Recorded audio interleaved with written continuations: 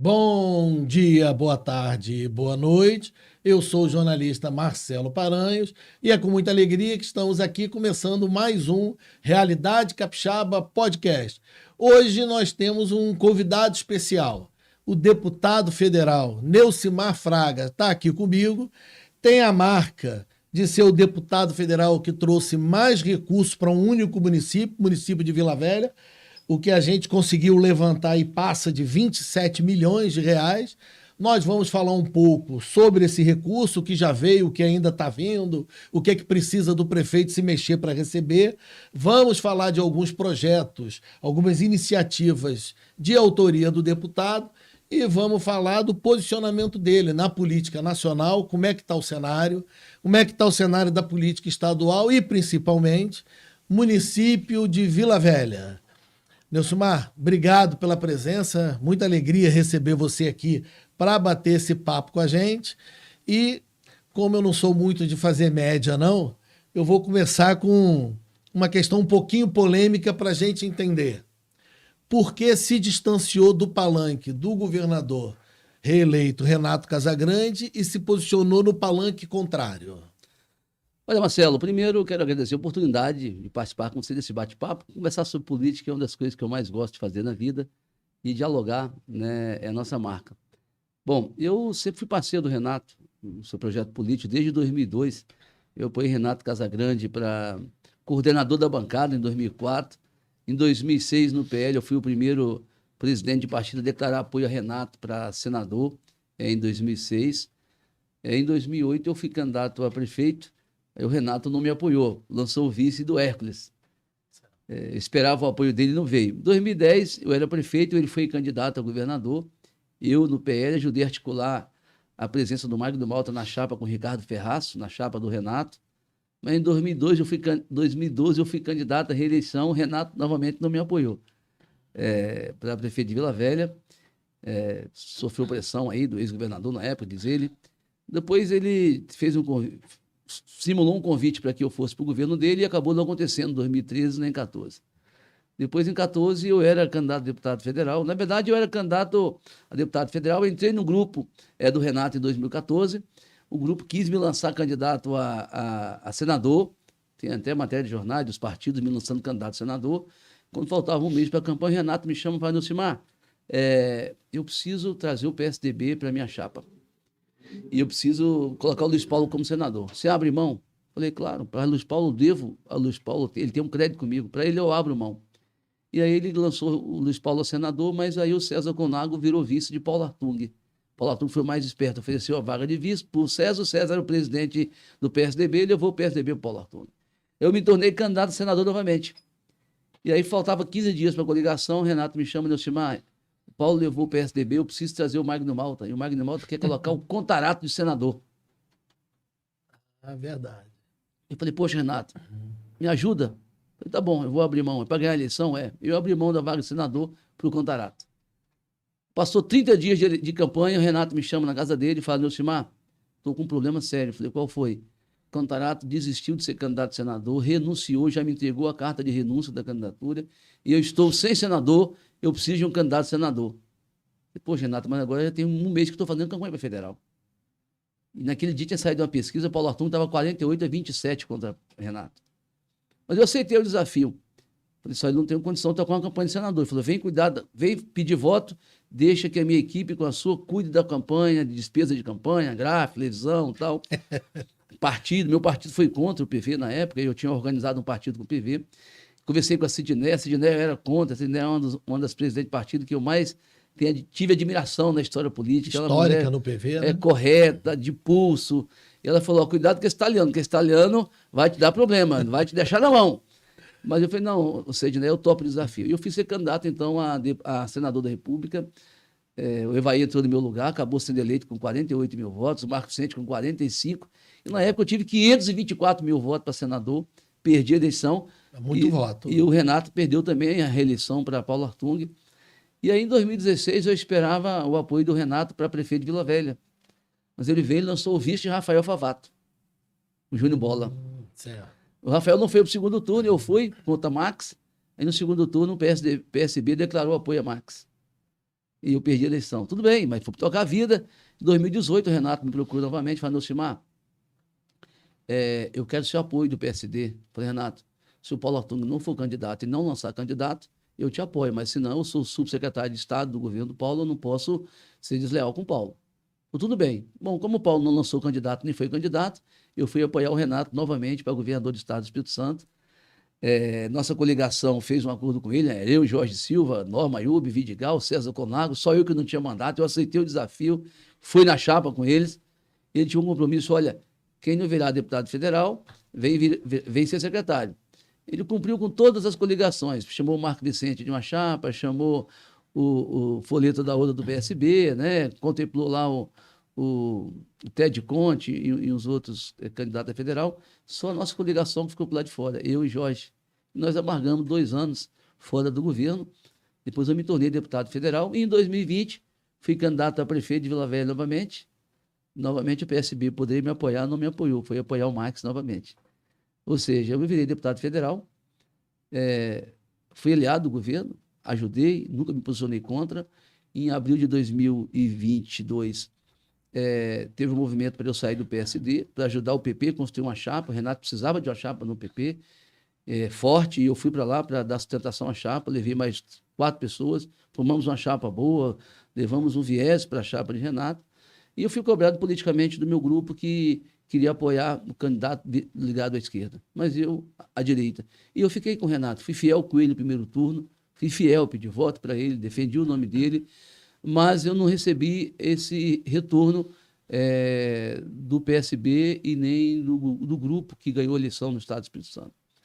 E quando eu perdi a eleição no primeiro turno, falei, chega, eu não vou mais acompanhar esse projeto, a minha equipe não aceitava mais, minha família não aceitava, aconteceram algumas coisas que eu não quero falar aqui, quem sabe em outro momento eu posso falar, mas eu procurei o Renato, disse, Renato, olha só, a partir de agora eu não estou com você no segundo turno, eu vou apoiar a candidatura do Manato e vou ajudar o Manato no processo eleitoral e estou me posicionando politicamente daqui por diante no campo da direita. Não tem mais espaço para caminhar no campo da esquerda. E muitas pessoas, mas você traiu o Renato? Não.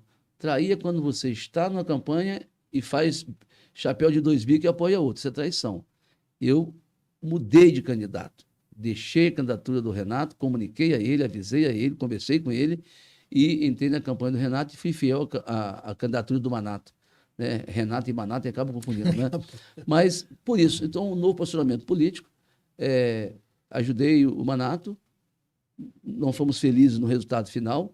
Eu acho que fez uma campanha boa, foi longe até demais. Todo mundo sabia dos limites que o Manato tinha e que o Manato era o melhor adversário para Renato também, todo mundo sabia no campo da direita.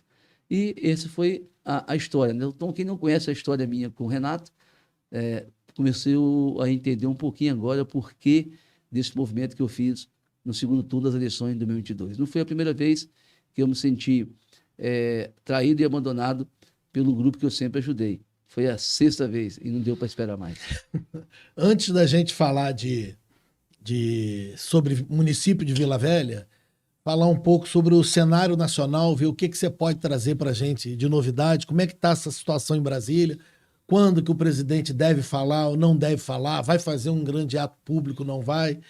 Como é que você está vendo esse movimento? Os caminhoneiros, em alguns lugares, parece que começaram a parar hoje, não vão parar. Como é que você está vendo esse cenário nacional? Isso tem um fim ou ninguém sabe como isso vai terminar? Olha, Marcelo, semana passada eu conversava com a assessora de um prefeito, estava na recepção, e ela preocupada, falava, deputado, eu estou preocupado com o Brasil agora está dividido em 2 grupos. O que o senhor acha disso? Eu falei, eu acho bom. Eu acho bom estar dividido em 2 grupos. Porque o Brasil sempre esteve dividido em vários grupos. Nós tínhamos vários grupos que comandavam a política brasileira. Nós tínhamos o grupo do MDB, tinha um grupo do PV, tinha um grupo do PCdoB, tinha um grupo do PDT, tinha um grupo da Arena, tinha um grupo do PT, tinha um grupo da direita que se organizou agora. Eram vários grupos, hoje nós temos 2. Hoje nós estamos próximos do projeto político e modelo político dos Estados Unidos, que são 2 grupos, republicanos e democratas. São 2 modelos políticos diferentes, e o povo pode escolher. Então, hoje está ficando mais nítido para a população. Olha, o Brasil está dividido entre 2 grupos, um grupo de esquerda e um grupo de direita. E esses 2 grupos, eles gerenciam o Estado de forma diferente, eles abraçam projetos diferentes, eles defendem bandeiras diferentes, então estão bem distintos. Ficou mais fácil da população escolher qual o modelo político eu quero para o meu país.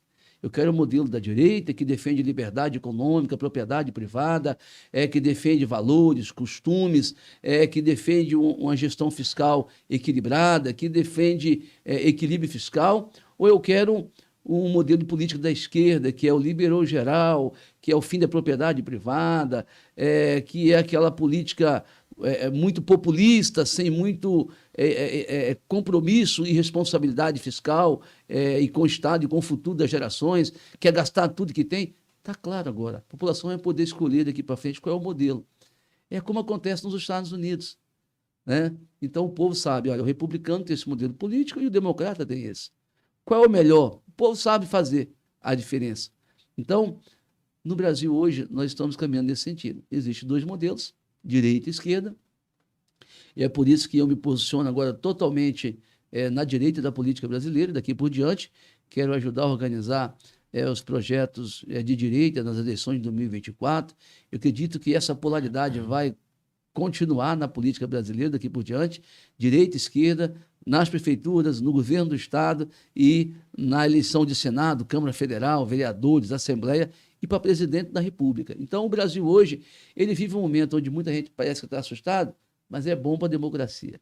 É bom porque tem dois grupos, cada um pode escolher o seu candidato e tem dois modelos políticos e de gestão de modelo de Estado distintos, onde a população vai poder criar identidade com esse grupo. Agora, o que nós estamos vivendo no Brasil é que, além de nós termos hoje dois modelos políticos, nós temos um judiciário que deixou de ser politizado para ser partidarizado. Porque política todo mundo faz. O padre faz, o pastor faz, o cantor, né, o artista, o jogador de futebol, o líder comunitário, o operário, o sindicalista. Agora, o judiciário não pode fazer política. O judiciário é um ponto de equilíbrio entre os poderes. E ele deveria ser ali um ponto sempre de equilíbrio, de amparo jurídico e de respeito à Constituição no Brasil. Mas, infelizmente, o nosso modelo de composição, principalmente dos ministérios, como os tribunais superiores, Tribunal do Trabalho Superior, Tribunal Eleitoral e o Tribunal de Justiça e o STF, a forma de preenchimento dessas vagas de ministros, elas precisa mudar. Partidarizado, precisa mudar. Hoje, nós temos no Supremo Tribunal Federal, dos 11 ministros, nós temos 2 que foram juízes. Os outros nunca julgaram nada. Você não pode pegar alguém que nunca julgou nada para ir para a Suprema Corte para julgar o país todo. Para analisar os processos que não tiveram decisões a contento nas instâncias inferiores. Então, acho que o nosso modelo está errado. E, além do modelo de preenchimento, nós temos preenchimento político. Então, nós temos lá, por exemplo, ministros do Supremo que eram militantes, que eram advogados do partido. Então, qual é a tendência desse ministro? É continuar defendendo os interesses de quem o indicou.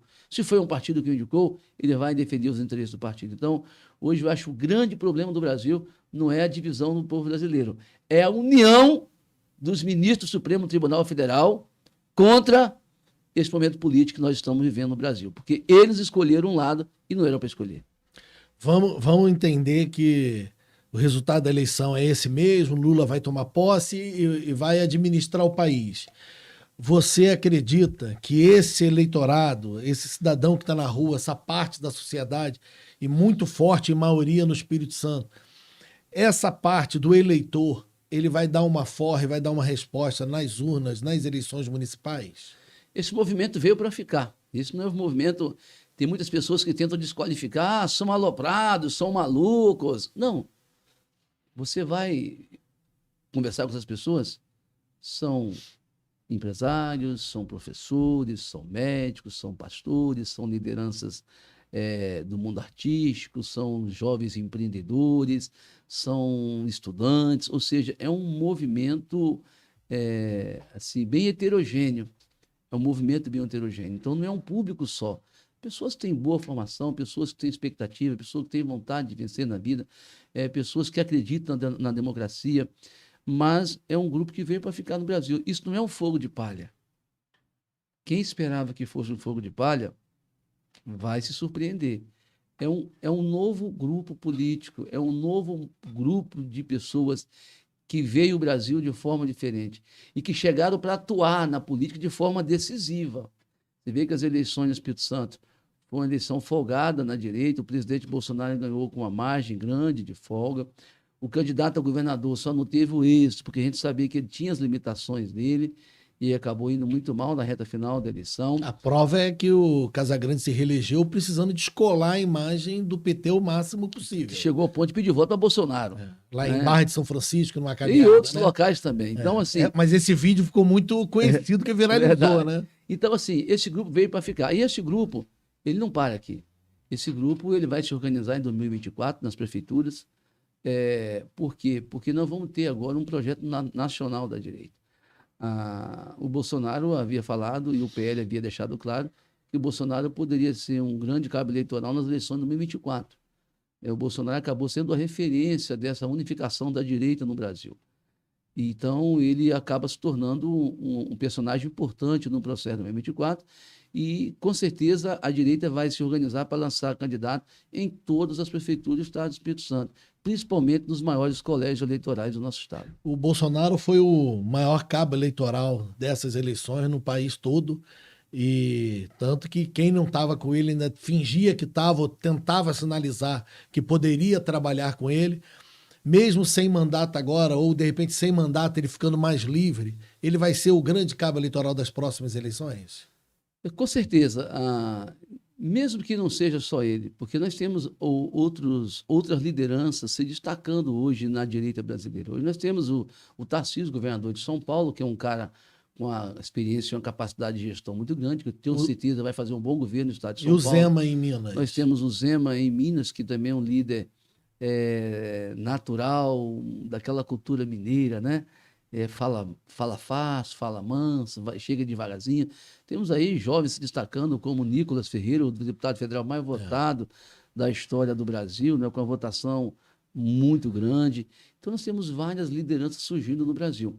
Então, o que falta hoje na direita é realmente organizar novos líderes, pessoas com experiência de gestão, com capacidade de gestão, que conheçam orçamento público, que tenham visão de futuro, porque nós não podemos identificar uma liderança da direita só aquela que grita mais alto, que xinga mais, que escolhamba mais, que tem coragem de falar aquilo que os outros nos falam. Não, nós temos que ter pessoas que tenham coragem para se posicionar, que saibam defender as suas ideias, que tenham visão de futuro, que tenham experiência de gestão e que mostrem para a população que, além de defender valores e princípios, ele vai fazer um bom governo, ele vai resolver o problema da saúde, da segurança, da urbanização, da humanização, do tratamento de esgoto, resolver o problema do hospital, da falta de exames, de consultas especializados, que vai resolver o problema da falta de emprego, da geração de emprego.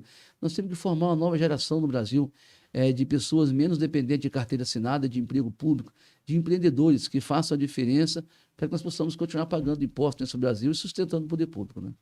Antes da gente falar do município, sobre o município de Vila Velha, queria falar de alguns projetos, algumas autorias suas como deputado federal. Uma que chama muita atenção, foi polêmica, muito debatido, a gente acompanhava até nos grupos de WhatsApp. Projeto de Lei 360 de 2021, que extingue de vez por todas a saidinha dos presos. Comenta um pouco para a gente a iniciativa, por quê e como é que está esse projeto. Olha, Paranhos, a segurança pública no Brasil ela tem que ser enfrentada sobre alguns prismas. Um deles é uma legislação forte, atualizada. A outra são políticas sociais. E a outra é de penalização, cumprimento da pena. Que os presídios brasileiros, 90% deles não são controlados pelo Estado, são dominados pelos presos. Então, nós temos que ter hoje uma legislação penal que garanta a prisão desse indivíduo. Nós temos um problema sério no Brasil, por exemplo, no que tange a questão da... O Brasil é o único país do mundo que tem saidinha de preso. Na Inglaterra, só uma vez por ano, dia de Natal, aqueles presos que ganham quase um prêmio para sair, né? Então, visita íntima, saidinha de preso, Não existe nos outros países. Eu já tive oportunidade de visitar presídios no Japão, na China, na Europa, na América. Eu presidi a CPI do sistema carcerário brasileiro. Então, eu pude conhecer a realidade, eu conheci quase todos os presídios do Brasil. Você falar do Panda no Rondônia, do Aníbal Bruno em Recife, do Lemos de Brito na Bahia, do Pedrinho no Maranhão, do Jerecinó no Rio, do Pinheirão e o presidente Prudente Venceslau lá em São Paulo. Conheci todos. O Central de Porto Alegre. Então, o sistema presidiário brasileiro precisa passar por uma reformulação muito grande. Eu defendo isso, como tenho defendido na Comissão de Segurança permanentemente. A saidinha de preso é um absurdo da nossa legislação. Como que o cara mata a mãe, depois sai no Dia das Mães para comemorar o Dia das Mães? Comemorar o quê? O outro matou o pai, sai no Dia dos Pais para comemorar o Dia dos Pais. Comemorar o quê? Isso é um absurdo. Então, a saidinha de preso, além de se tornar um problema social, se tornou um problema também para os presos. Por quê? Porque tem muitos presos que, quando sai na saidinha, que é o prêmio dele, ele sai com a obrigação a ser cumprida pelo chefe da cadeia. Mas tu vai sair e vai fazer esse serviço. Se tu não fizer, quando voltar, ele te acerta aqui dentro. Nós já vimos isso até em filme, livros, o pessoal contando essas histórias. Tem muita gente que sai e não volta, porque se voltar, vai ter que pagar a pena dentro da cadeia para o chefe da cela. Então, eu, por exemplo, sou contra o nosso modelo de progressão de regime. Eu acho que o cara, quando sai da cadeia para passar o dia inteiro na rua, meu irmão, dorme também, pô. Por que vai dormir na cadeia? Já passou o dia inteiro na rua, dorme. Quando sai, tem que sair de vez. Então, esse modelo nosso é um modelo ultrapassado. Essa desculpa que é para já ir ressocializando, isso é conversa fiada. Conversa fiada. Então, sai direto. Entendeu? Então, eu entrei com esse projeto de lei, todo mundo achava que era um absurdo passar, e nós conseguimos aprovar esse projeto de lei, agora está aguardando uma revisãozinha no Senado para ir a sanção, para que a gente dê um prêmio à sociedade brasileira, né? Acabar com a famosa saidinha de piso do Brasil. Se não for esse ano, o próximo presidente não assina, isso não assina? Ou não depende mas dele? Mas a vantagem é que se a gente acabar com a saidinha antes de novembro, a gente evita que o novo presidente escolha um ex-presidiário para ser ministro, pô. Ou ele perde a saidinha dele, não, né? Ele tá numa saidona, né? Já tem 18 condenados na equipe de transição, pô. Então, com o fim da saidinha, ele não vai ter a opção de escolher mais um ex-presidiário para ser ministro aí. Comentar uma outra que me chamou muita atenção, achei bacana. Emenda 49 de 2022, medida provisória 1090-21, estabelecendo perdão à dívida dos estudantes com fiéis. Essa foi uma luta que eu travei no início do meu mandato no parlamento, e lendo mensagem no Instagram de uma eleitora que me abordou e falou: deputado, nos ajude.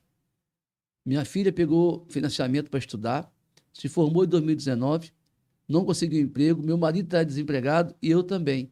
E o banco está cobrando. Já venceu a carência. E o fiador está nos apertando. E eu comecei uma luta, então, para perdoar a dívida dos estudantes com o FIES. Entrei com um projeto de lei, protocolei, fizemos audiência pública na Comissão de Educação, do qual sou membro. Precisava me chamar, como é que vai perdoar 60 bilhões de dívida? Falei, o governo já perdoou dívida de tantas empresas, de tantos bancários, de tantos agricultores. Toda hora perdoa dívida de banco. Por que não pode perdoar do estudante? Que, aliás, o estudante não era para ter dívida, porque a Constituição Federal fala que o município tem a obrigação de garantir vaga para o aluno no ensino fundamental, o Estado tem a obrigação de garantir vaga para o aluno no ensino médio, e o governo federal é responsável pela educação superior. Olha, só o município que é obrigado a cumprir. O governo federal não cumpre com a parte dele de garantir vaga. Então, o estudante pega dinheiro emprestado para estudar porque o poder público não garantiu a ele a vaga no ensino superior. Então, eu acho que essa dívida não é dele, é uma dívida do Estado mesmo. Então, eu fiquei feliz porque depois de 6 meses de luta, o presidente Bolsonaro, no dia 30 de dezembro de 2021, editou uma medida provisória perdoando a dívida de até 95% dos estudantes com FIES.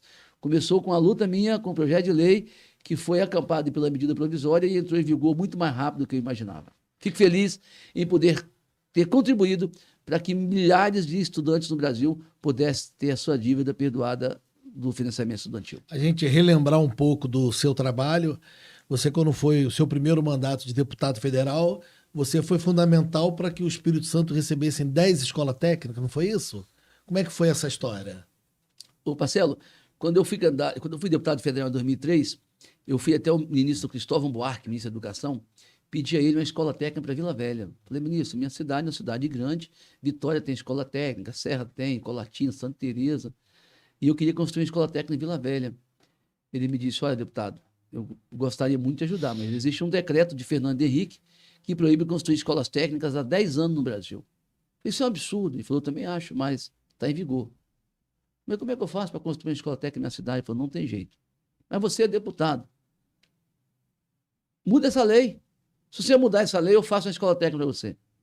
Eu saí dali desanimado. Mas como é que eu vou mudar uma lei que tem 10 anos em vigor? Você era deputado há quanto tempo de mandato? Um ano. Já passaram tantos ex-governadores, ex-ministros aqui. Agora um filho do seu Israel Fraga, um pedreiro lá de Boa Vista, Dona Tuquinha, um ex-vendedor de picolé, um ex-vendedor de jornal, um trocador de ônibus da Alvorada vai mudar uma lei aqui que tem 10 anos, ninguém mudou por causa de quê? Mas eu aprendi uma coisa, só realizo quem sonha. E nada acontece antes de ser sonhado. E eu criei a Frente Parlamentar em Defesa do Ensino Técnico no Brasil. Eu, o deputado Alex Graziano, da Paraná, o Daniel, da Bahia. A primeira audiência pública para a volta do ensino técnico foi aqui na Assembleia Legislativa do Espírito Santo. Cláudio Thiago era presidente da Comissão de Educação. Eu paguei o palestrante do Paraná com o dinheiro do meu bolso, paguei hotel, paguei passagem de avião para ele, ele veio e palestrou. E nós fomos ao presidente da República na época, falamos do problema, ele mandou a lei para a Câmara. Eu fui o relator da lei e revogamos essa lei. E em 2005 já conseguimos construir 30 escolas técnicas no Brasil. Trouxe 2 para o Espírito Santo. 2. Era para ser Vila Velha e Cariacica, mas Cariacica arrumou o terreno, o prefeito de Vila Velha criou uma comissão com 20 líderes comunitários, enrolou 2 anos, não arrumou o terreno. Foi para São Mateus. Eu fui reeleito deputado federal em 2006 e o presidente anunciou que ia fazer 100 novas escolas técnicas no Brasil.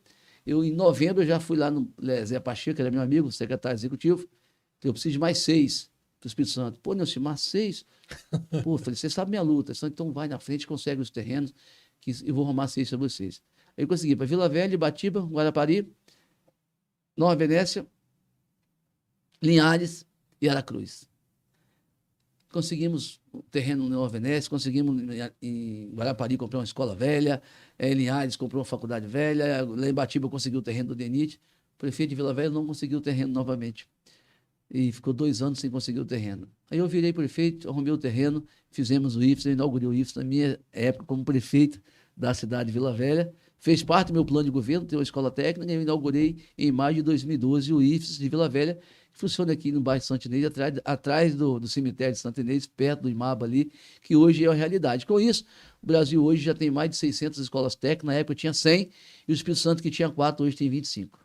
Então, o Lula, que sempre discurso dizendo que é o responsável para o Brasil, porque ele fez 6 quantas escolas técnicas, no final ele tem que agradecer a você também que conseguiu que a lei mudasse lá atrás. Foi, ele, na verdade, um menino do Soteco, né, criado aqui em Soteco, foi um menino que teve a ideia, que brigou, mas teve também o mérito do presidente, do governo, né, que continuou agora no governo Bolsonaro também, conseguimos garantir mais 3 IFES para o Espírito Santo, o IFES de Pedro Canário, o IFES de Lário da Terra e o IFES de Presidente Kennedy, além de inaugurar o IFES de Barra de São Francisco. Então, foi uma luta que eu comecei, que o presidente Lula deu continuidade, a Dilma continuou e o Bolsonaro também deu continuidade. Só não fez mais por causa da pandemia.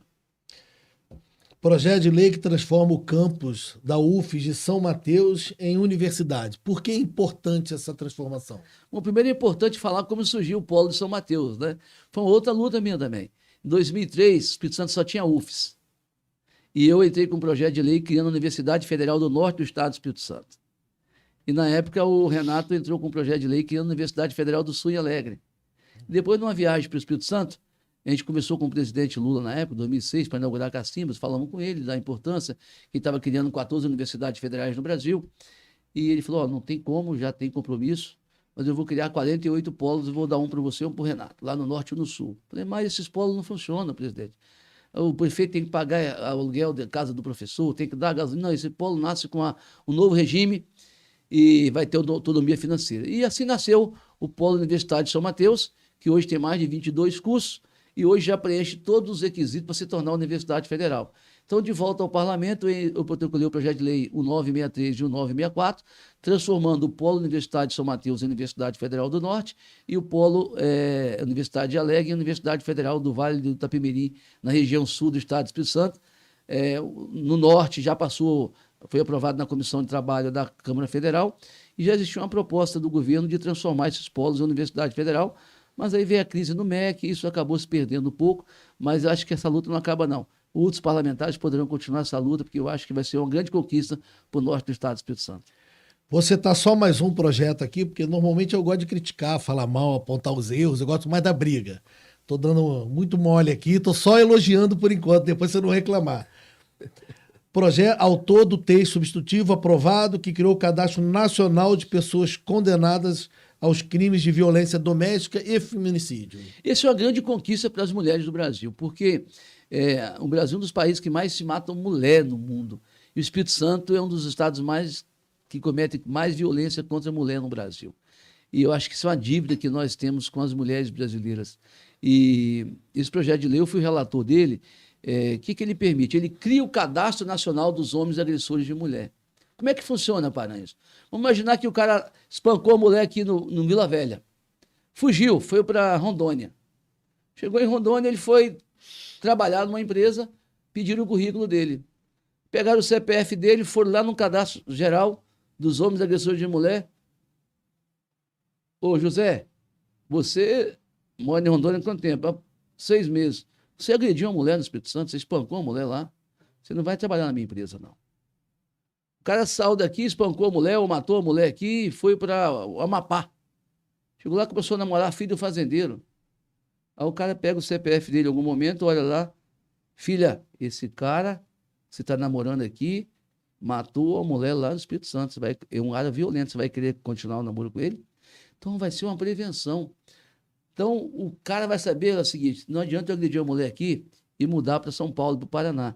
Porque lá, se eu for namorar uma outra mulher, ela vai poder checar o meu CPF, vai ver que eu sou um cara covarde, que eu sou um agressor de mulher. Eu estou na lista negra dos homens agressores de mulher. E isso já está funcionando? Esse projeto já está aprovado e já foi sancionado pelo presidente da República. Mas ainda o cadastro ainda não funciona. Agora o CESP e a Secretaria de Segurança têm que criar o Cadastro Nacional. 27 milhões de reais que você trouxe para o município de Vila Velha. Normalmente a gente vê muito assim, muito deputado anunciando recurso nunca chega. Desses 27 milhões, eles já chegaram, estão para chegar, depende de quem, como é que é isso? O que dependia do governo federal já chegou. Né? Então tem uma parte que já está no caixa da prefeitura. Uma parte que já chegou, já está no caixa, que não gastou porque não quis ainda, alguns, né? Por exemplo, a Praça de Itapuã, que foi inaugurada recentemente, foi inaugurada com emenda federal. Nós temos um... Foi a emenda federal sua? Federal O prefeito te chamou lá quando foi inaugurar a praça? Ele inaugurou no período eleitoral, eu não podia ir. Mas eu fui na hora de serviço, não pode reclamar não. Tá. A Unidade de Saúde de Morada da Barra e de Jabaité, o recurso já está disponível, a prefeitura já fez a licitação, agora ela só tem que apresentar a documentação do processo licitatório para a Caixa Econômica da Ordem de Serviço. O recurso para a duplicação da Reta do Vale, R$ 1 milhão, já está na conta desde 8 de junho de 2021. A obra já vai ter iniciado, até agora não foi iniciada a obra ainda. Já teve ordem de serviço? Não, o prefeito não fez o projeto ainda. Praça de Jabaité, o recurso está na conta também há quase um ano, mais de 780 mil reais, até hoje a praça não foi feita. Ou seja, tem recursos que já estão na conta, tem recursos que já foram investidos e tem recursos que dependem da prefeitura de fazer o projeto. Aprovar o projeto, licitar, que são obras, algumas obras são feitas em parceria com o governo federal, mas quem gerencia é a Caixa Econômica Federal. Então, a prefeitura tem que cumprir uma série de exigências para ter acesso a esses recursos. Mas existem outros recursos que vieram para o Hospital Evangélico, nós estamos construindo uma unidade de tratamento de câncer no Hospital Evangélico de Vila Velha, os recursos já chegaram, estão sendo investidos. Nós temos os recursos que foram destinados para 447, estão fora desse montante aí dos 27 milhões. 447 foram mais 30 milhões no ano passado, 30 milhões no ano passado para um braço da Leste-Oeste, que vai ligar Vila Velha lá em Viana. Vai ser uma conquista para o povo de Vila Velha, que hoje tem que passar ali em Campo Grande, não faça fácil, um trânsito muito enorme, né? Ou seja, eu fui um deputado que durante 1 ano e meio de mandato, eu destinei 27 milhões de emendas individuais e mais 30 milhões de emendas para a obra da 447. E esse ano, agora, no orçamento, nós já garantimos mais 37 milhões para as obras da BR-447. Inclusive, nós vamos ter aqui uma conquista muito grande em Vila Velha, que vai ser licitado já um projeto, que vai ser uma alça ligando a Lindeberg ao Porto de Capuaba. Vai ser um viaduto expresso, que é um projeto antigo, eu sempre tive esse sonho, consegui viabilizar ele junto ao governo do estado, na parceria com o governo federal. É um viaduto expresso ligando a Lindeberg ao Porto de Capuaba, para acabar com aquela intervenção viária nos bairros de Santa Rita ali, Capuaba, tem muitos acidentes ali. Vai ser uma grande conquista para o município de Vila Velha. Ou seja, eu fui um deputado que entendo que a cidade precisa de apoio. Eu fui prefeito da cidade de Vila Velha quando Vila Velha arrecadava 460 milhões de reais. E eu tinha que bater na porta do governo federal, do governo do estado, dos deputados estaduais, senadores, federais, para pedir ajuda para a cidade. Então, eu, como deputado federal, eu não poderia fazer diferente. Eu destinei a maior parte dos meus recursos, todos os anos, para o município, que me deu o primeiro emprego, que me deu o primeiro namoro, o primeiro filho, o primeiro cargo público de líder comunitário, de vereador, de federal, de prefeito. Então, destinei para o município de Vila Velha. Eu sei que a cidade precisa.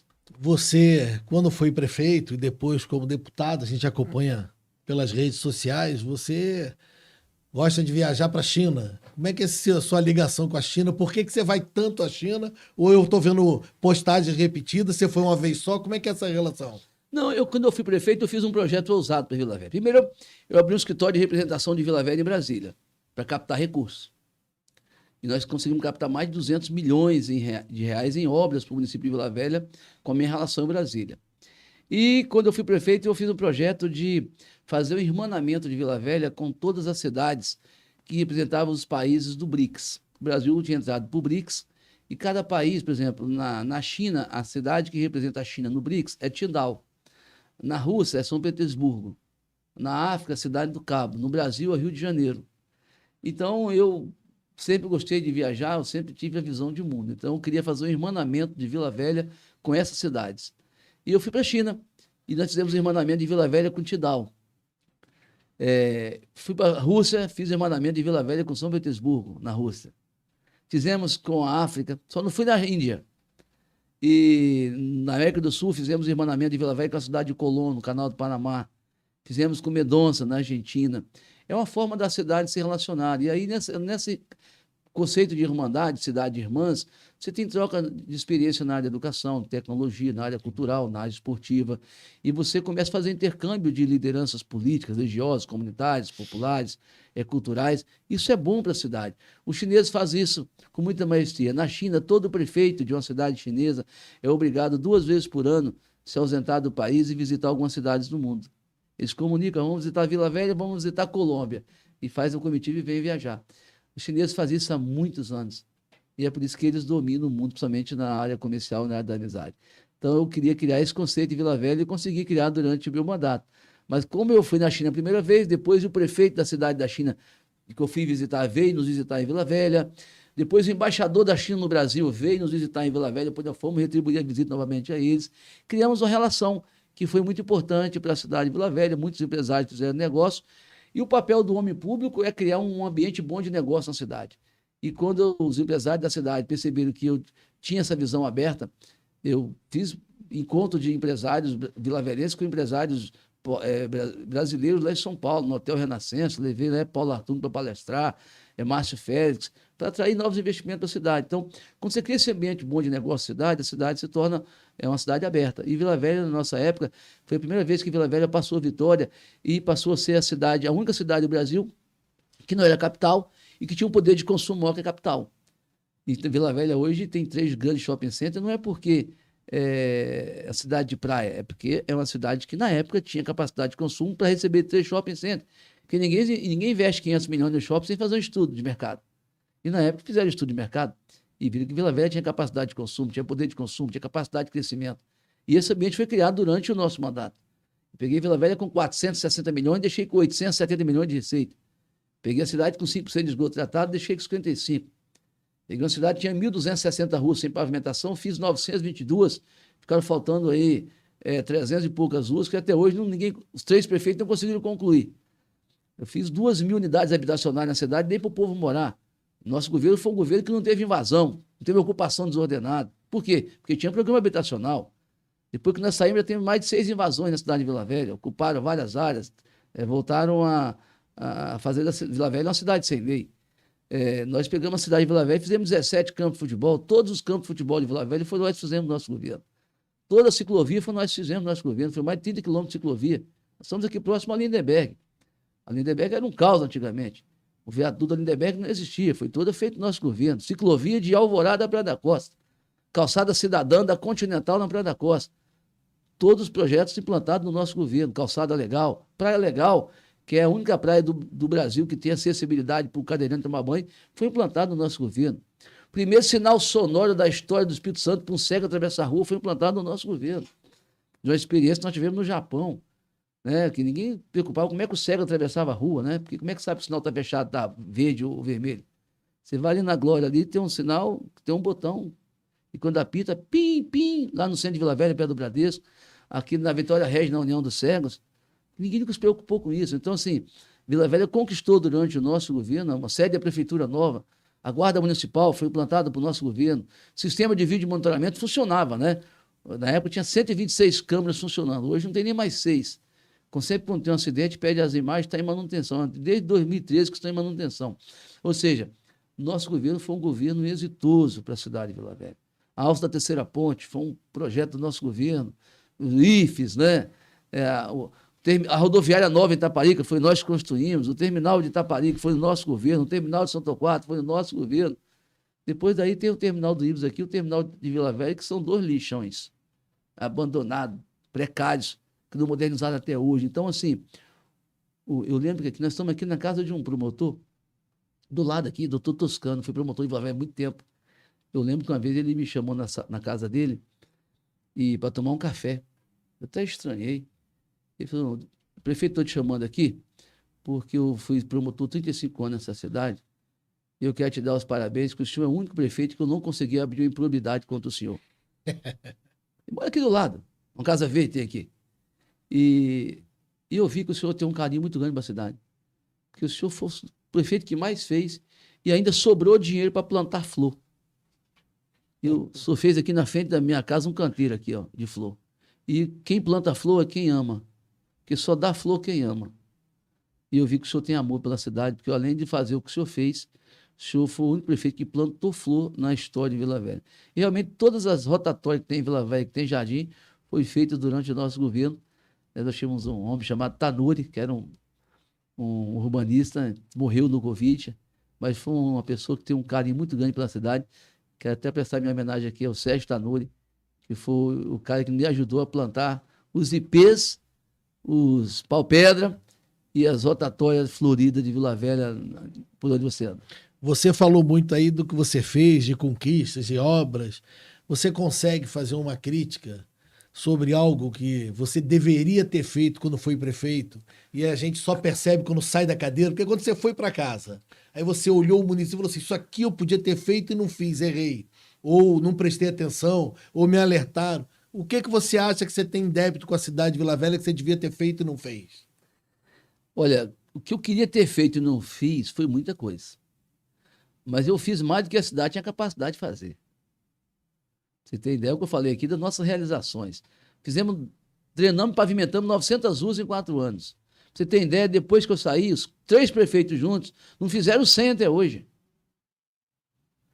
Então, nós fizemos investimentos importantes, urbanizamos regiões inteiras da cidade, tratamos o esgoto. Mas deve ter alguma coisa que você olha hoje, assim, aquilo ali eu podia ter feito, essa calçada aqui, essa creche. Eu falo o seguinte... Se você voltar a ser prefeito, isso aqui eu vou fazer por dentro. Sim, aí tem muita coisa. Eu falo que o gestor, ele não é avaliado pelo que faz, é pelo que falta fazer. Né? E faltou fazer muita coisa. E já passaram 2 depois de mim, ainda falta muito fazer. E o que está aí vai sair daqui... quem sabe o ano que vem, e vai deixar muita coisa sem fazer também. Então, o que eu fiz pouco foi propaganda na cidade. Fiz pouca propaganda. Eu investi pouco em mídia, em comunicação. Na época não tinha Instagram, não tinha WhatsApp, estava começando o Orkut, né, na época, e o Twitter na época. Então não tinha a abrangência que tem hoje as redes sociais, mas o nosso governo investiu pouco em comunicação. E isso fez falta para nós. Esse que está aí gosta de gastar em publicidade, mas não quer fazer licitação, não. Ele faz contratação direta para agradar os amigos. Essa parte aí, assim, eu tinha acompanhado muito nas redes sociais, né? A divulgação da prefeitura, mas eu lembro que na época eu trocava 10, 15 mil lâmpadas na cidade, eu nunca dei uma ordem de serviço fazia evento. Hoje o pessoal dá hora de serviço para quebrar mola, vai uma rua, bota no Instagram, colhe um lixo, bota no Instagram, coloca no Instagram, posta. Eu não. Na época eu não tive tempo nem de inaugurar bairros inteiros que eu fiz, como bairro Planalto, Industrial, pavimentei tudo, não tive tempo de inaugurar. Não tinha tempo para inaugurar, mais para trabalhar mesmo. Mas eu gostaria de ter feito muita coisa na cidade. Por exemplo, alguns valões que eu não consegui cobrir. E eu fui o prefeito que mais cobri valão na história de Vila Velha. Foram mais de 20 quilômetros de canais. Você passa ali em Soteco, ali mesmo, Divino Espírito Santo, ali eram uns valões horríveis, ali aqui atrás da Contalto, da Liberi. Nós conseguimos fazer galerias lá em Cocal, né? Mas eu gostaria de ter feito mais. Eu mesmo gostaria muito de ter coberto o canal de Itapuã, até qualquer hora Taparica, de fora a fora. Não terminei, mas comecei. Atrás do shopping tem 600 metros, pronto. Parou na rua Santa Catarina, até hoje ninguém fez 1 metro a mais. Então, se você for prefeito de novo, você vai terminar. Com certeza. A Lindenberg mesmo, eu fiz da Continental na Praia da Costa. O pedacinho da Continental em São Torquato, até hoje ninguém terminou. É um pedacinho de 500 metros. Eu estava na sequência, eu vim até a Praia da Costa, mas da Continental até a segunda ponte, um pedacinho de 500 metros, nenhum prefeito conseguiu terminar aquele pedaço da Lindenberg. Então, assim, tem muita coisa que eu não concluí que eu gostaria de voltar um dia para concluir. Não tive mais essa oportunidade, por mais que eu tenha tentado. Eu sou um grande crítico do atual prefeito de Vila Velha, o Arnaldinho, porque eu acho que ele berrava demais quando ele era vereador e às vezes passava do limite, mas eu sempre dei espaço e sempre divulguei, sempre aplaudi, porque eu gosto da crítica, eu acho que tem que ficar apontando o dedo meio para o prefeito ficar alerta, porque às vezes um secretário faz uma besteira, um gerente, e o prefeito, a máquina é muito grande, ele não sabe tudo o que está acontecendo. Eu acho que o papel do vereador é criticar, eu até brinco sempre e publico isso e repito que o que mais faz falta ao prefeito Arnaldinho é um vereador Arnaldinho, que eu também acho a Câmara de Vereador de Vila Velha uma vergonha, aquilo ali podia fechar, porque não serve para nada. É a minha opinião, porque eu não vejo um vereador ali berrando de nada. Vereador que não aponta problema, não berra, não reclama, fica só atrás de prefeito tirando selfie e aparecendo em hora de serviço, para mim não serve para nada vereador. É dinheiro jogando fora aqueles ali. Aí eu critico o Arnaldinho desde o 6º mês dele de mandato e diziam para mim assim, calma, deixa ele completar 1 ano, espera, ele é jovem, ele é empreendedor. Falei, é um velho político, um cara de novo, na minha opinião. Agora nós estamos completando 2 anos do mandato do prefeito Pão e Circo, que para mim, essa semana eu estava lá acendendo a árvore de Natal lá da praia de Taparica, eu estava passando, um amigo falou assim, e aí, você está criticando, olha como é que tá bonito, tudo iluminado. Eu falei, ele acende as luzinhas para vocês ficarem hipnotizados aqui, enquanto ele faz as coisas erradas lá atrás e ninguém tá vendo. Ninguém olha que esses contratos são tudo adesão de ata, isso é tudo uma vergonha, né? Tá tudo denunciado, vai aparecer isso um dia ainda. Mas você disputou a eleição contra Arnaldinho ganhou a eleição, e mesmo assim você mandou recurso para o município. Eu vi uma explicação sua que o importante era o município, se era deputado federal, tinha que retribuir a cidade e ia trabalhar junto com o prefeito. Hoje, ele completando 2 anos, você já consegue fazer um cenário do prefeito Arnaldinho, o que é ele, como é que é a administração dele? Ele tem uma marca? Olha, as pessoas me perguntam assim, mas o que você acha do governo de Arnaldinho? Eu falei, ó, Arnaldinho pegou um governo, a cidade com a situação financeira estabilizada. O Marx havia acabado de concluir uma operação financeira muito grande e não tocou as obras. O Arnaldinho continuou a tocar aquelas obras. O governo do estado está com muito recurso, mas investindo mais de 1 bilhão na cidade de Vila Velha, principalmente numa área crônica da cidade, que são as estações de bombeamento de Vila Velha. Não sei porquê, mas a Cesan gasta com muita força em Vila Velha. Deve ter algum motivo, algum parentesco ali. Estão fazendo esses investimentos importantes. Então, ele pegou um bom momento da cidade. Ele precisa agora ainda implantar uma marca dele na cidade, né? Deixar de ser só a marca do prefeito que faz parquinho, que faz pracinha, mas um prefeito que teve a capacidade de organizar a cidade, fazer uma carteira de investimento própria, né? Porque hoje, por exemplo, na nossa época, o Vila Velha investia de 20% a 24% ao ano. Eu não sei quanto que a cidade está investindo hoje, se é 5, se é 7, se é 10, mas nossa receita era menor, era 460 milhões. Eu organizei a cidade, plantei nota fiscal eletrônica, informatizei a prefeitura, criei o portal de transparência. Hoje, todos os contratos, lá você, na minha época, conseguia saber quanto que a empresa trabalhou, quanto que recebeu, por qual serviço prestado. Eu não sei como é hoje, mas na nossa época era assim. Mas ainda precisa de plantar. Eu falo assim, Arnaldinho é um prefeito jovem, em vontade de trabalhar, um bom comunicador, comunica mais que o Silvio Santos, é bom comunicador, né, faz comunicação própria. E eu digo o seguinte, se ele tem uma equipe que anda atrás dele 24 horas por dia contratada. Se ele não uma câmera. Eu falo assim, se ele não tropeçar nas pernas dele, ele vai longe. Entendeu? Porque ele pegou um momento bom da economia do Estado do Espírito Santo, o governo tem ajudado. Então, assim, depende dele. Se ele não tropeçar nas próprias pernas, ele pode ir longe. Entendeu? Na política. Mas aí vai depender mais dele que dos outros. Eu acho que o mais longe que ele vai é Viana ali. Tem um presídio ali em Viana. Acho que ele vai acabar parando lá uma hora quando aparecer tudo que faz. E já mostrei algumas coisas e vou mostrar outras coisas que ele faz.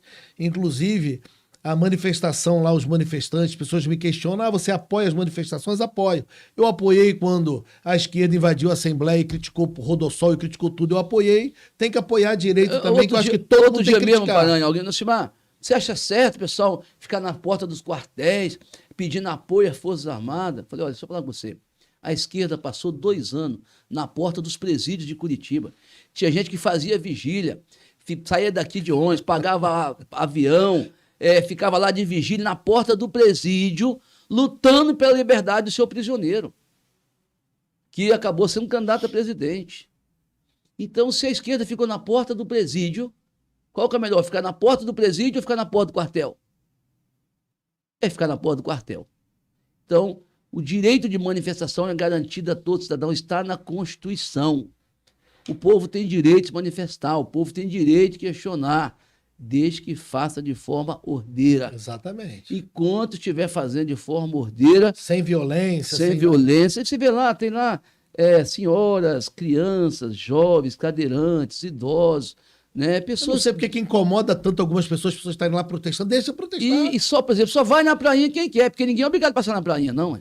Entendeu? Então não está atrapalhando o trânsito, não está atrapalhando o fluxo da cidade. A população que está lá na prainha está até ajudando o município de Vila Velha, que o prefeito Arnaldinho está doido que acabe aquela manifestação lá, que ele quer meter lá mais uma iluminação e algumas árvores alugadas de um amigo dele, que ele paga o aluguel, paga diária. Então, enquanto tiver manifestação, ela está ocupando a área, ele não consegue fazer dinheiro pro amigo dele. Ele quer esvaziar aquilo tudo para ele meter o resto da iluminação lá. Não sou contra o enfeite de Natal, não sou contra a decoração, desde que o prefeito faça licitação para tudo. Mas não foi feita licitação, não? Parar de fazer adesão de ata de 6 milhões, 7 milhões, 10 milhões de reais, procurando o município onde um amigo dele, financiador dele, ganhou licitação para ele poder trazer adesão de ata para cá, porque se o prefeito não sai, vamos avisar ele que todo ano tem Natal. Então, se não deu tempo de fazer para ele já pode começar a licitação do ano que vem. Mas não foi feita licitação, não? Não, é tudo adesão de ata, é tudo... procura aqui, procura ali. O interessante... Eu não tenho acompanhado essa parte da cidade, porque como eu estou exercendo meu mandato de deputado federal até o dia 31 de janeiro, eu me dedico, eu sou um cara que gosta do parlamento, eu sou atuante no parlamento, estudo. Semana mesmo eu apresentei um projeto de lei, fruto de um debate, viu, para a área da segurança, para acabar com o benefício da audiência de custódia por reincidente nos crimes de menor potencial ofensivo. Por exemplo, o cara arrombou a loja aqui de confecção da Glória. A polícia foi e prendeu. Ele foi para a delegacia, chegou lá, o cara arrombou. Teve vítima? Não, tal. Um crime de menor potencial ofensivo, assim não temos circunstanciado e vai embora. Aí no outro dia ele arrombou outra loja. A polícia prende. Vai lá, a mesma coisa. Na terceira loja, o polícia fala, não vou lá mais não, porque eu prendo o cara. Vou para a delegacia, eu fico lá e ele vai embora.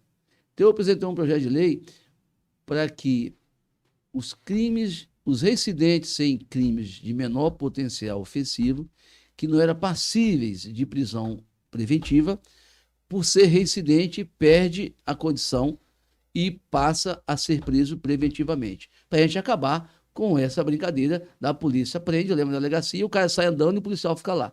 Então, assim, nós temos que dar nossa colaboração. Então, eu sou uma pessoa dedicada no parlamento, eu não tenho acompanhado muito... Aluguel de árvore de Natal na terceira árvore alugada sem licitação. Se for crime, já é reincidência também, né, pô? O cara pode ficar lá, já não... A produção mandou aqui para mim, você vai ser processado, chega. Tem problema não, deixa o prefeito me processar, porque tudo que eu falo tenho prova e tenho documento. Então, só tô questionando... É realidade capixaba, né? Tô questionando por que tanta adesão de ata, até banheiro químico é adesão de ata. Não contrata, não licita. Acho que ele não tá sabendo planejar, entendeu? Neucimar, vai ser candidato a prefeito? É muito cedo para falar... É possível. Eu aprendi uma coisa. Eu sei que a eleição municipal já começou. Eu aprendi uma coisa no processo eleitoral. Eu faço o seguinte: quando acaba a eleição, quem ganha acha que é super-homem, que pode ganhar tudo e quer subestimar todas as pessoas. E quem perde, tem muitos que querem se agarrar em alguma coisa para dizer assim, ó, não estou no fundo do poço. Eu acho que o momento agora é eu preciso concluir meu mandato. Eu tenho um projeto que é ajudar a organizar os projetos da direita no Espírito Santo, para 2024 e para 2026. Então, eu quero ajudar a construir propostas. Vila Velha já escolheu o candidato da esquerda, que é o Arnaldinho, que é apoiado pelo Renato Casagrande, que é o candidato da esquerda. Ele, no segundo turno, nem voto para Bolsonaro pediu, né? Ele ficou só para o governador, né? Então, assim, o candidato da esquerda está definido, que é Arnaldinho, que vai ser o candidato da esquerda do governador Renato Casagrande na aliança. A direita ainda vai escolher o seu candidato. Eu quero ajudar a construir essa candidatura. Então, nós temos bons nomes, eu acho que podemos fazer bons debates na cidade. Eu sou adepto e sou fã das prévias americanas. Eu acho que no dia que a direita começar a fazer prévias para escolher o candidato que ela vai colocar para disputar a eleição, ela vai ter mais êxito no processo eleitoral. Porque não basta só falar alto, xingar, esbravejar, não. Tem que ter coragem, mas tem que ter capacidade de gestão, tem que ter visão de futuro, tem que ter capacidade de diálogo, tem que saber entrar no debate, tem que saber entrar no embate e fazer uma boa campanha e também fazer uma boa gestão, comunicando, dialogando permanentemente com toda a sociedade civil organizada, seja do município, seja do Estado, ou seja da União. Então, o meu papel agora é ajudar a organizar a direita. Como eu disse, Vila Velha já escolheu o candidato da esquerda, Arnaldinho, pronto. Agora a direita vai escolher o seu candidato ainda. E nós vamos ter tempo para isso. É interessante você falar isso. Eu recebi uns prints e eu fui verificar se são verdadeiros. O secretário de turismo do município de Vila Velha, o Paulo Renato, ele debochando de outros secretários, debochando de funcionários ou de empresários da área do turismo no estado, mandando todo mundo fazer o L, que o presidente deles venceu, e agora com Lula seria mais fácil, que ele ia voar, que ele não sei o quê. Eu espero que ele voe para longe do município de Vila Velha, saia logo daquele cargo. Eu acho que isso está bem claro, né, assim, no estado do Espírito Santo. Então, como o prefeito não questionou e foi em grupo de secretários, que ele gostou da ideia de que o Lula venceu, né? Como eu disse, né, alguns prefeitos escolheram o lado já. São os candidatos da esquerda. Por exemplo, Vila Velha, o Arnaldinho vai ser o candidato do Renato, é o candidato da esquerda em Vila Velha. A direita vai escolher o seu candidato ainda, e nós vamos ter tempo para isso, para fazer uma boa escolha de um candidato da direita em Vila Velha. E eu quero contribuir, quero colocar o meu nome à disposição, mas não faço questão nenhuma de ser candidato. Eu estou à disposição para ajudar a construir o melhor projeto da cidade dentro do campo da direita. Falando um pouquinho de Guarapari, estamos caminhando aqui, já completamos quase 1 hora, mas tem mais um tempinho. Como é que foi a história da rotatória de Guarapari lá de fora, que precisava, não tinha dinheiro, o governo federal não fazia? Como é que você resolveu a rotatória de Guarapari e quando foi isso? Para eu aprendi uma coisa, nem sempre as grandes ideias estão nas grandes cabeças de quem ganha muito, nem quem está nas melhores posições.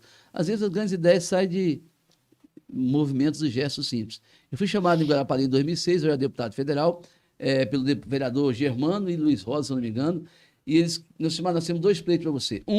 Lá nós temos um trevo em Guarapari que toda semana morrem famílias inteiras no trevo. Lá na chegada de Guarapari. Tem gente que vem de Belo Horizonte, quando chega, morre. Tem gente que fica uma semana na praia, quando vai sair, morre. E o IFES da cidade. E na época eu fiz um convite, o Chamon era presidente da Câmara de Guarapari, eu acho, ou deputado estadual, Rodrigo Chamon. Deputado estadual. Deputado estadual. E eu fiz audiência pública lá em Guarapari, na Câmara, levei o Jade Pella, diretor do isso, levei o Hélio Bahia, do DENIT, para tratar os 2 assuntos da mesma audiência pública, o IFES e a rotatória. E aí o IFES, eu dei a solução, assumi o compromisso, e hoje já é uma realidade em Guarapari, o IFES da cidade. E a rotatória, as pessoas queriam que o governo federal fizesse um viaduto. Tinha que fazer um viaduto, e o diretor do DENIT foi falando, olha, é uma obra cara, é uma obra que vai demorar e tal. E, de repente, eu peguei a palavra e falei, eu posso dar uma ideia aqui? Eu conheço obra pública. Esse viaduto não sai com menos de 15 anos. E vai morrer gente até lá? Eu estou voltando de Portugal. Portugal tem muita, eles chamam de retunda, né? Em Portugal, que são as rotatórias. Falei, vamos fazer uma rotatória aqui? A gente acaba com esse trevo no meio. Vai ter uma rotatória, os carros vão passar em volta, acaba com essa mortandade aqui. Ah, não dá rotatória porque perde 2 curvas, uma descida e uma subida e uma curva. E vão botar placa para reduzir a velocidade. Ah, se não botar, não reduzir, bota quebra-mola. Mas vamos fazer um teste. Vamos fazer com gelo baiano. Né, aquelas pedras, o pessoal fala, não sei por que chama de gelo baiano, porque eu sou baiano, mas lá na Bahia não tem aquele troço, não. Então, nós fizemos uma rotatória experimental com gelo baiano. Uma semana tombou 2 carretas, porque as carretas vinham na velocidade que vinha, não queria frear. Queria fazer a curva na rotatória assim, com a mesma velocidade de 80, 90.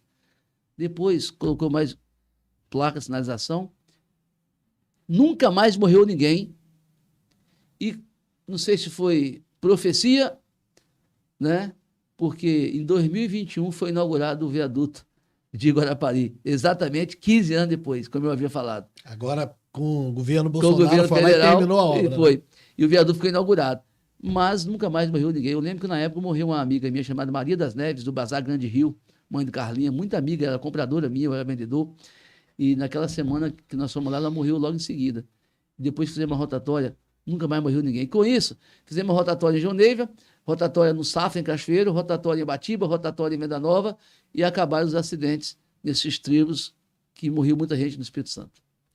Nós estamos acabando o tempo aqui. Para encerrar, no início eu te perguntei se o presidente Bolsonaro ia discursar, não ia, que informação tem lá de Brasília, se ele fala de novo, qual é o próximo passo, não é? Então, para encerrar aí, o que você pode falar para esses manifestantes que ainda estão na rua, caminhoneiro ameaçando parar, o pessoal que está na prainha de Vila Velha, qual é o sentimento e o que pode ser passado de esperança para essas pessoas? Primeiro, eu quero parabenizar por quem luta por aquilo que acredita. Eu acho que o homem é do tamanho dos seus sonhos. E quando ele tem capacidade de lutar pelos seus sonhos, isso é extremamente importante. Então, se ele acredita que a luta dele, as reivindicações, as manifestações, as pernoites, faz parte da contribuição que ele tem que dar para o nosso país, para as futuras gerações, parabéns. Segundo, o presidente Bolsonaro era cobrado porque falava demais. Agora eu estou reclamando que ele não está falando nada. E ele está no tempo dele. E no momento certo eu acredito que ele vai falar. Eu acredito que estão pedindo transparência, mas não tem nada demais. Só quer que o processo seja transparente, que abra a caixa preta, deixa averiguar. É o código-fonte é o problema? Pô, aí abre o código-fonte, tem problema não? Então abre, pronto. Acaba com esse discurso, entendeu? Para dar segurança à população. Existem muitas informações. O sistema é inviolável. Eu não acredito em nada inviolável. O inviolável tinha que ser o sistema financeiro, que é onde está guardado dinheiro, que é a coisa mais preciosa de muita gente. E as pessoas conseguem quebrar senhas do sistema e conseguem saquear dinheiro de contas bancárias. Então, eu tenho um episódio vivido em 2012 que eu nunca contei nem publicamente em programa de televisão. Mas a gente não tem tempo para contar aqui agora. Que fala sobre a viabilidade das urnas. Uma denúncia que eu fiz, que eu enfrentei, e que até hoje as pessoas falam assim, em 2012 você não perdeu, você foi roubado. E eu tenho fatos que poderiam me levar a acreditar nisso. E um dia eu posso contar, porque foram fatos que têm data, que têm nomes e que eu denunciei na Federal, denunciei no Tribunal de Justiça, denunciei no TRE, ajudei a prender o cara que me ofereceu a proposta de fraude, entendeu? E foi preso. Eu nunca nem relatei isso para a imprensa capixaba.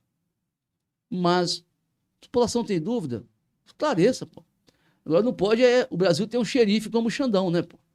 O cara que chegou ao ponto de pedir a PGR para pedir o afastamento do ministro da Defesa. O papel do Supremo Tribunal Federal não é esse. O Supremo Tribunal Federal só pode agir quando provocado. E ele é que está provocando hoje. Está censurando, está suspendendo redes sociais, está bloqueando, está perseguindo empresários, está bloqueando contas. Isso é ditadura do judiciário no Brasil. O judiciário não está respeitando a Constituição. Muitos membros do judiciário estão agindo como tiranos, desrespeitando totalmente a Constituição. É inconcebível um deputado federal ser preso pelas suas palavras. A Constituição fala que nós somos invioláveis, pois quaisquer das nossas palavras, votos e opinião. O que significa quaisquer para você, Paranaense? Quaisquer é quaisquer, pô. Qualquer coisa que eu falar da tribuna, eu sou inviolável. Eu posso estar errado, mas eu sou inviolável. eu posso estar cometendo crime, que me processe, que abra um processo contra mim, que me dê o direito de defesa e que eu responda se eu cometi algum crime. E aí os ministros vão aos Estados Unidos defender a liberdade de Deles. expressão num país onde tudo pode ser dito que é lá. Vão lá passar vergonha. Ainda bem que tinham pessoas nas portas xingando, vaiando. Passaram. A sorte deles que os brasileiros xingavam em português, porque se xingassem em inglês, eles iam se lascar mais ainda. Antes que esse programa não vá ao ar ou não fique nem 72 horas, quero agradecer, Nelson Mar. Dizer que a produção está reclamando aqui que você pincelou o assunto e não tem tempo para falar. Entrevistado bom é assim, que ele já deixa o gancho para uma próxima entrevista. Já fica aqui a curiosidade para a gente entender essa denúncia que E vocês você vão fez. surpreender. Nós vamos já estar reconvidado aqui para um outro dia para a gente poder também abordar esse assunto e entender isso e acompanhar as manifestações, o processo eleitoral que nunca acaba. Vamos ver como essa história termina, como serão os próximos dias e os primeiros dias do Lula presidente, se é que vai assumir, eu acho que vai, então vamos ver como ele será presidente. Vamos acompanhar como é que vai ser a iluminação de Natal do Arnaldinho aí esse ano, quantos milhões mais vão ser destinados ao amigo dele em adesão de ata. E acabou o tempo, estão botando aqui para mim, não tem mais, vão cortar. Nelson Mar, muito obrigado, é um prazer enorme receber você aqui. Críticas ou não que eu tenha a você, eu sou um admirador do seu trabalho, porque eu acho que você foi um prefeito empreendedor. E como deputado federal, você trouxe recurso para um prefeito que te derrotou nas eleições. Eu acho que isso é uma atitude assim que a cidade tem que reconhecer, porque você poderia destinar recursos para vários municípios, buscar voto em outros municípios, e você trouxe... E eu perdi a eleição por 1.000 votos, né? Se eu tivesse colocado esses 27 milhões em outros municípios, com certeza, se viesse 100 votos em cada um, eu estava eleito, né? Vou procurar essa lista de obras aí, que eu vou cobrar o prefeito Arnaldinho essas obras entregues e o que ele está fazendo com o dinheiro, porque daqui a pouco ele gasta em iluminação de Natal. Quero agradecer a participação e a presença de todo mundo.